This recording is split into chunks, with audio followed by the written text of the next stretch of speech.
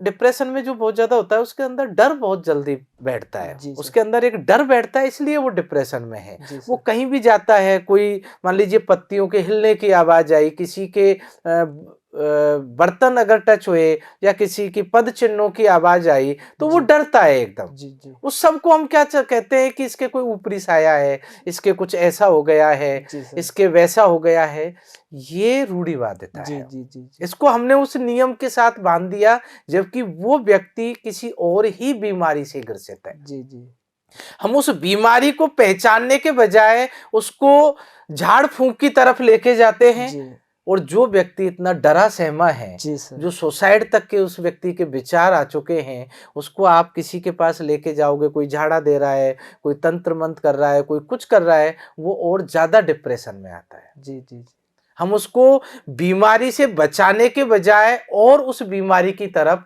लेके जाते जी हैं। जी जी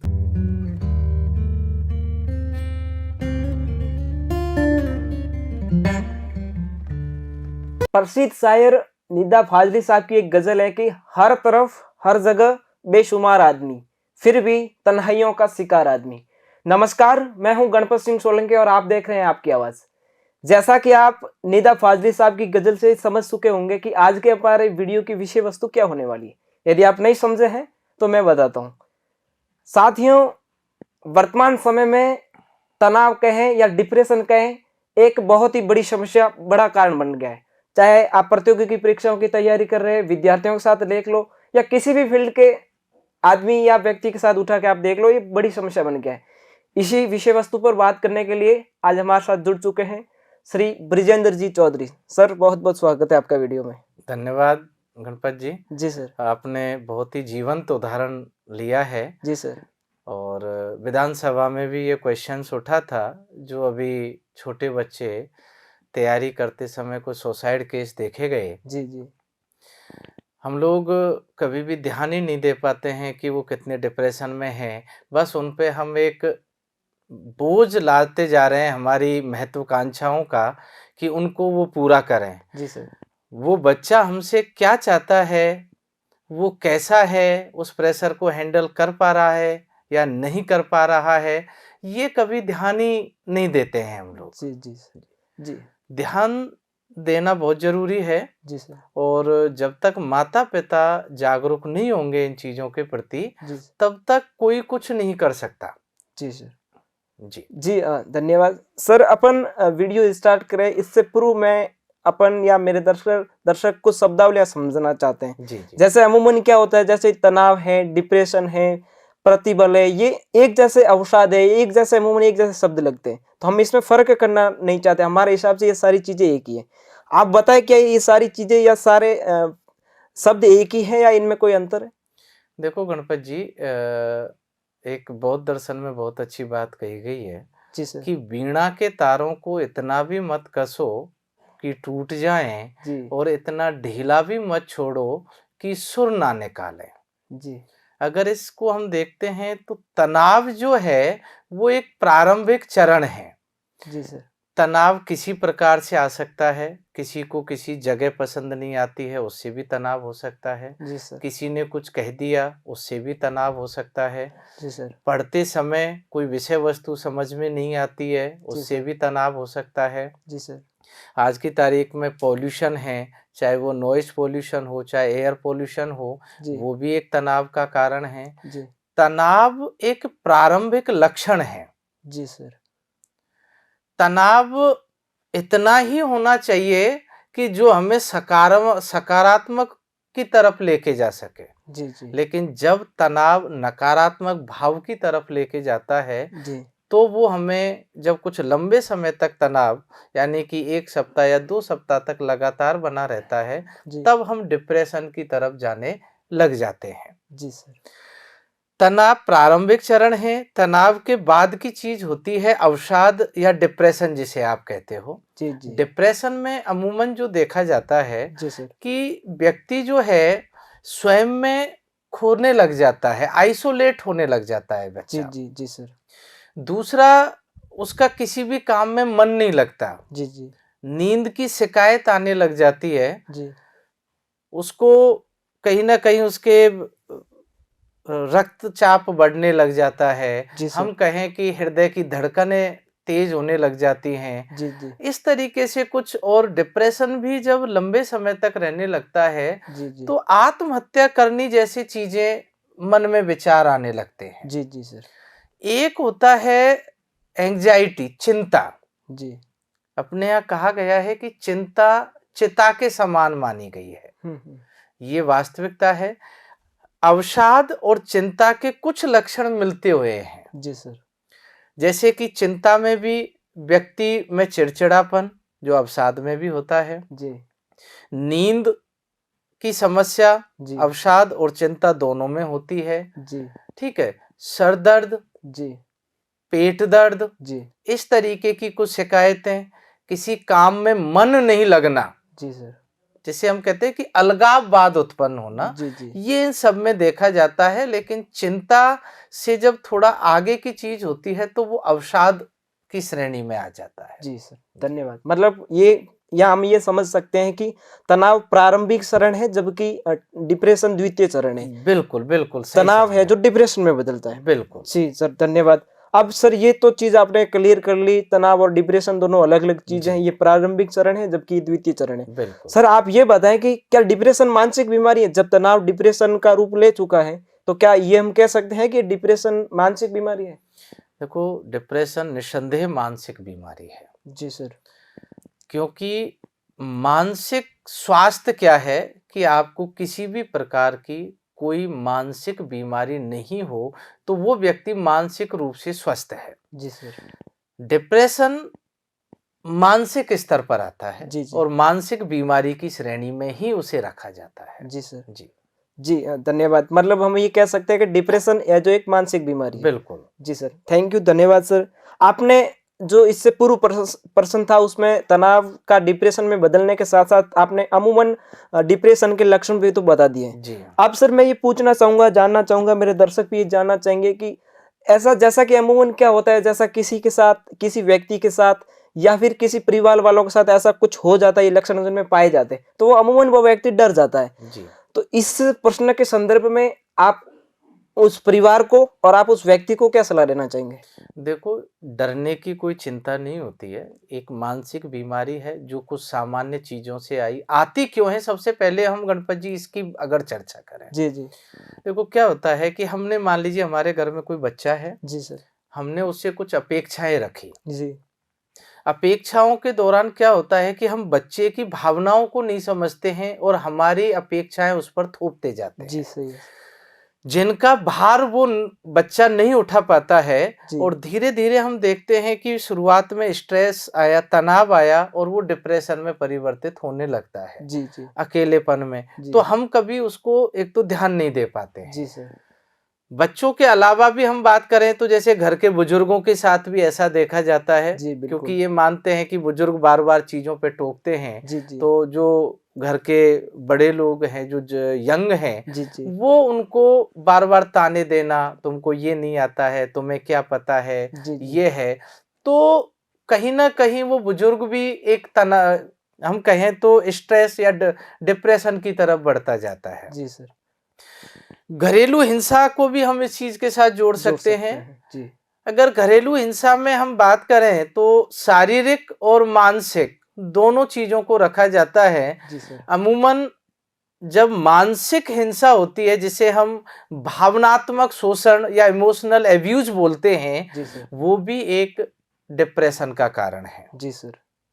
क्योंकि हम ताने मारना, जी। ये सब करना, एक कुछ समय बाद धीरे धीरे जब ये हम कहते हैं कि व्यक्ति को परेशान करने लग जाते हैं वो जी सर। ताने, जी, जी। तो वो डिप्रेशन की तरफ जाने लग जाता है। जी सर। दूसरा, एक गैस लाइटिंग भी लोग करते हैं, जी। दूसरे व्यक्ति को टारगेट करके डिप्रेशन में लाने का एक प्रक्रिया भी करते हैं। इस पे एक दिन मैंने चर्चा भी की थी। जी सर। तो गैस लाइटिंग में क्या होता है कि हम सामने वाले व्यक्ति पे नियंत्रण रखने के लिए जी। उसके अंदर एक भ्रम उत्पन्न कर देते हैं, जी सर। जिसके कारण वो अपनी क्षमताओं पर ही संदेह करने लगता है। जी। अपने डिसीजंस लेने में उसको संदेह होने लगता है कि मैं ये नहीं कर सकता, जी, मैं जी। ये नहीं कर सकता। जी तो सर। इस तरीके से देखते हैं कि हम डिप्रेशन में व्यक्ति आता है, जी सर। डिप्रेशन कोई लाइलाज चीज नहीं है। जिस प्रोसेस से व्यक्ति डिप्रेशन में गया है जी उसी प्रोसेस से हम उसको डिप्रेशन से बाहर ला सकते हैं। जी सर। हम उसका अगर अकेलापन है जी सर। तो उसके साथ हमको बैठ के बातचीत करनी चाहिए। जी सर। धीरे धीरे उससे हमको चीजें निकलवानी चाहिए कि तुम ऐसे क्यों हो। जी सर। उसको एक सांत्वना के स्तर पर या उसको हम मोटिवेट कर सकते हैं जी कि सर। ऐसा कुछ नहीं है, ये सब चीजें व्यर्थ हैं, ये सब चीजें सही हो जाएंगी। कोई गलतफहमी पैदा हुई है, कहीं कुछ हुआ है। जैसे एक एग्जाम्पल लें, जी सर। मान लीजिए मैं जा रहा हूँ जी सर। और गणपत जी आप उधर से आ रहे हैं, जी सर। आपने मुझे हेलो किया, जी लेकिन मेरा कहीं ध्यान और ही था जी सर। और मुझे ये नहीं पता कि गणपत जी ने मुझे हेलो किया है और वो क्रॉस कर गए जी मुझे। सर। गणपत जी ने सोचा कि मुझे इन्होंने अवॉइड किया है जी सर।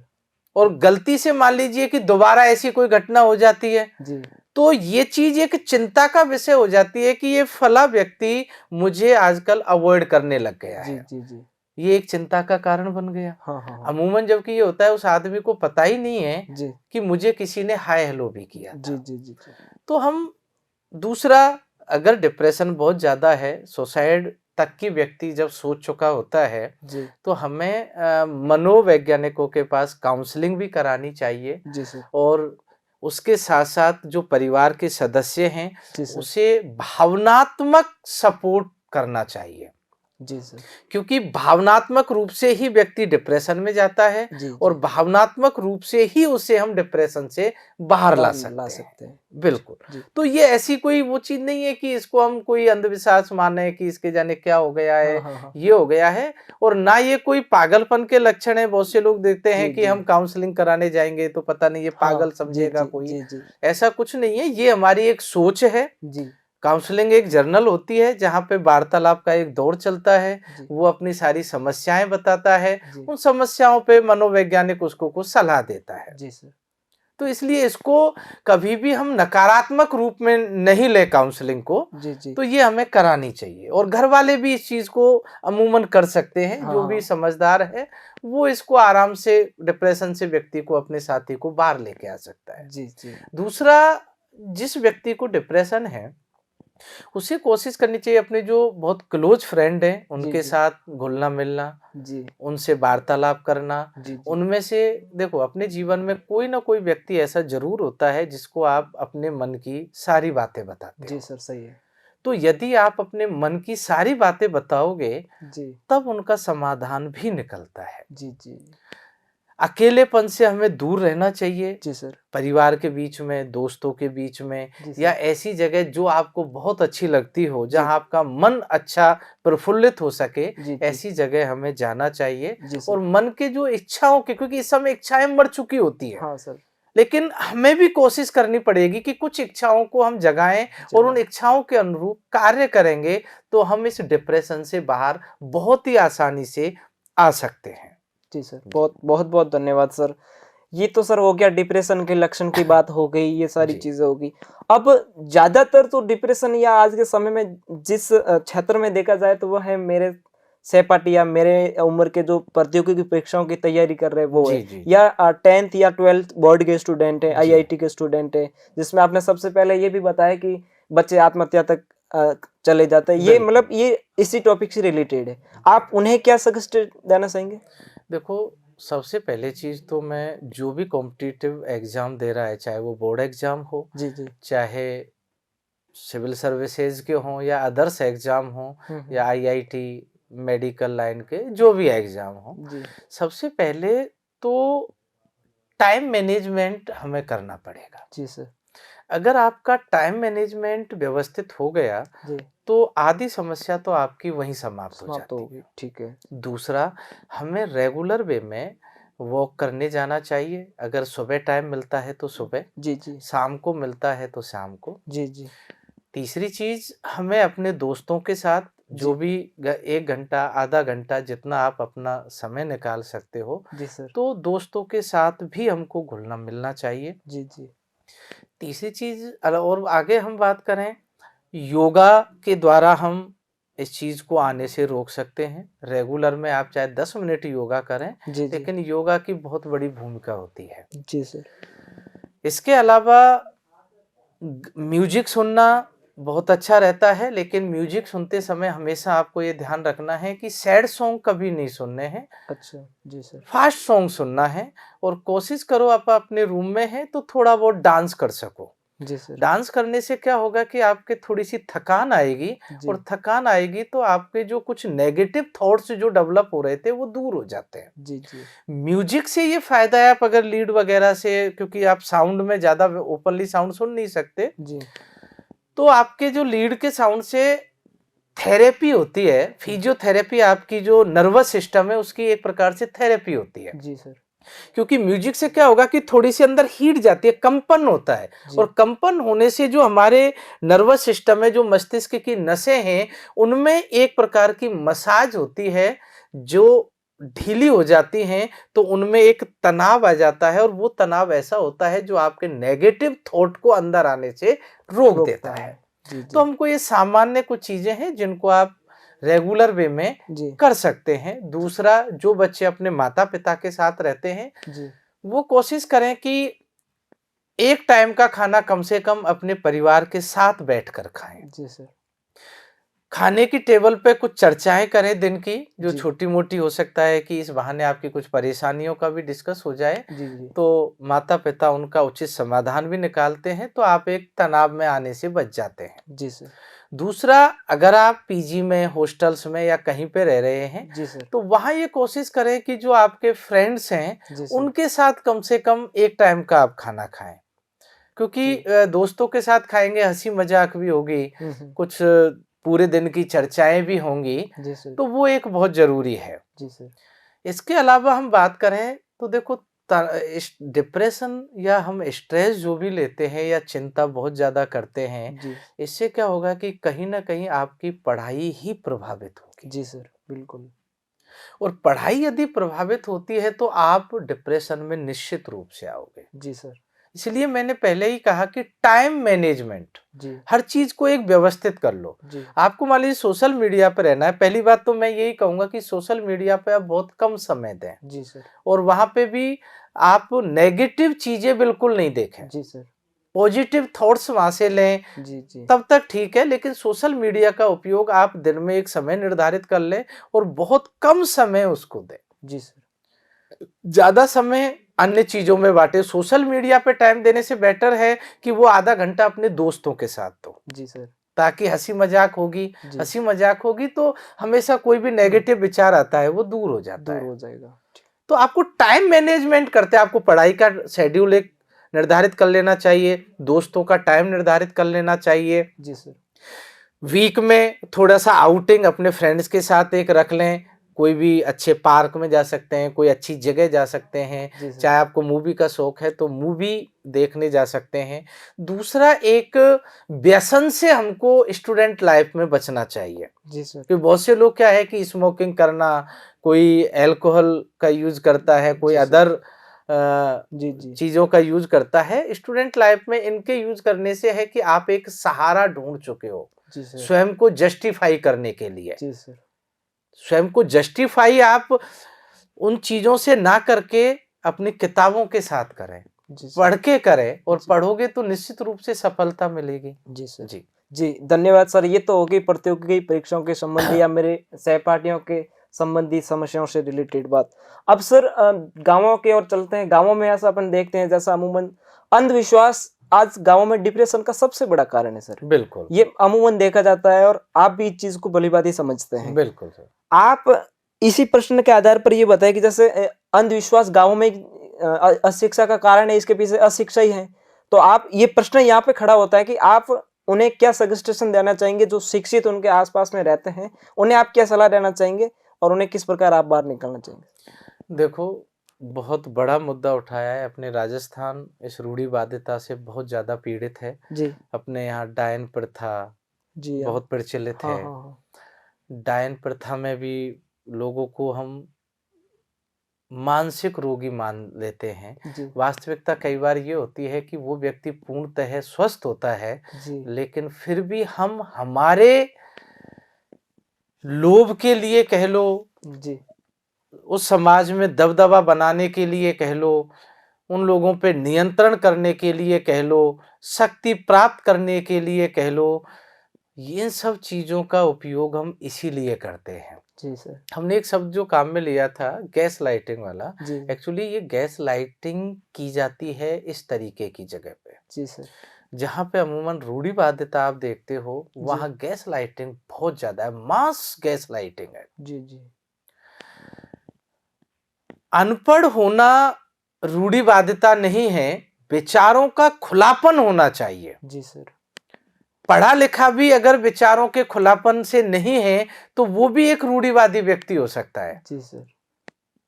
हम अपनी चीजों को दूसरे पे थोप नहीं सकते और इस तरीके की रूढ़िवादी परंपरा का नाम लेके वास्तविक रूप से हम अपनी चीजों को थोपते हैं। जी जी सर। कोई मानसिक बीमारी हुई, कोई व्यक्ति डिप्रेशन में आया, जी सर।